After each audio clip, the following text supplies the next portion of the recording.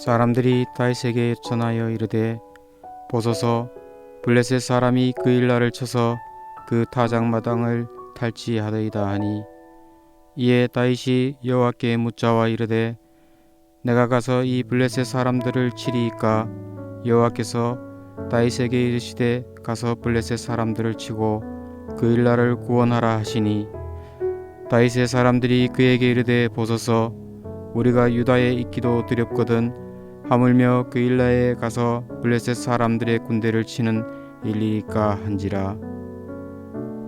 다윗이 여호와께 다시 묻자온데 여호와께서 대답하여 이르시되 일어나 그 일나로 내려가라 내가 블레셋 사람들을 내 손에 넘기리라 하신지라. 다윗과 그의 사람들이 그 일나로 가서 블레셋 사람들과 싸워 그들을 크게 쳐서 죽이고 그들의 가축을 끌어오니라. 다윗이 이와 같이 그 일나 주민을 구원하니라. 아히멜렉의 아들 아비아달이 그 일나 다윗에게로 도망할 때에 손에 에봇을 가지고 내려왔더라. 다윗이 그 일나에 온 것을 어떤 사람이 사울에게 알림해 사울이 이르되 하나님이 그를 내 손에 넘기셨도다. 그가 문과 문 빗장이 있는 성읍에 들어갔으니 갇혔도다.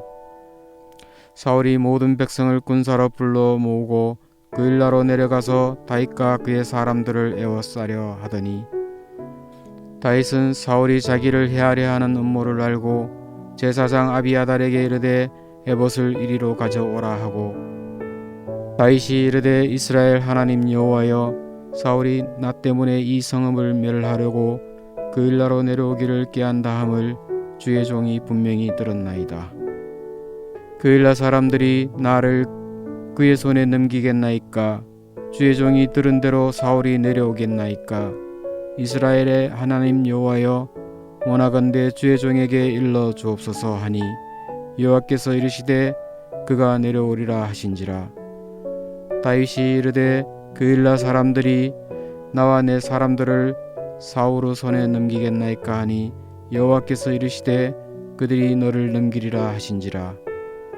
다윗과 그의 사람 600명 가량이 일어나 그 일나를 떠나서 갈 수 있는 곳으로 갔더니 다윗이 그 일나에게 피한 것을 어떤 사람이 사울에게 말하며 사울이 가기를 그치니라. 다윗이 강야의 요새에도 있었고 또 십강야 산골에도 머물렀으므로 사울이 매일 찾되 하나님이 그를 그의 손에 넘기지 아니하시니라. 샬롬, 평안하십니까? 3월 15일 수요일 큐티 말씀 함께 나누겠습니다. 오늘은 동족을 구원하는 다윗, 동족을 멸하려는 사울, 이러한 제목으로 말씀을 묵상하겠습니다. 사무엘상에서는 대비되는 인물들의 모습이 자주 등장한다고 말씀을 드린 바 있습니다. 오늘 본문에서도 극명하게 대비되는 모습을 우리가 보게 됩니다. 도망자의 상황 속에서도 이스라엘 동족을 구원하는 다윗의 모습과 동족을 멸하려는 사울의 모습이 오늘 본문 속에서 대비되게 그려지고 있습니다. 다윗이 사울을 필해서 헤레수풀에 피신하고 있을 때에 누군가가 다윗에게서 와서 그곳에서 북쪽으로 약 9km 정도 떨어진 그일라 지역의 백성들이 블레셋의 침입을 받았다는 소식을 전해 주었습니다. 다윗은 먼저 하나님의 뜻을 2번씩이나 묻고 허락을 받게 됩니다. 물론 이러한 결정은 주위의 많은 반대에 부딪히게 되지요. 그런 주위의 만류에도 불구하고 다윗과 일행들은 그일라로 출전해서 블레셋을 쳐부수고 승리를 거두게 되었습니다. 사실상 변변한 무기나 군대 조직이 없어서 이곳저곳에서 모인 백성들을 거느리고 그렇게 막강한 블레셋을 상대로 전투에서 승리를 거두게 된다는 것은 전적으로 하나님의 도우심이 있었기 때문에 가능한 일이었습니다. 또한 다윗은 블레셋과의 이 전투를 통해서 비록 어려운 상황이지만 이스라엘 백성들에게 구원자로서의 자신의 모습을 드러내는 계기가 되었고 앞으로 다윗이 다스리는 이스라엘이 강력한 나라가 될 것이라는 사실을 드러내는 전주가 되었습니다. 시간이 지날수록 사울은 이스라엘의 왕으로서의 모습을 상실해 가고 있었지만 반대로 다윗은 시간이 지날수록 이스라엘의 왕이 되기에 적합한 인물이라는 사실을 스스로 입증하고 있었던 것입니다.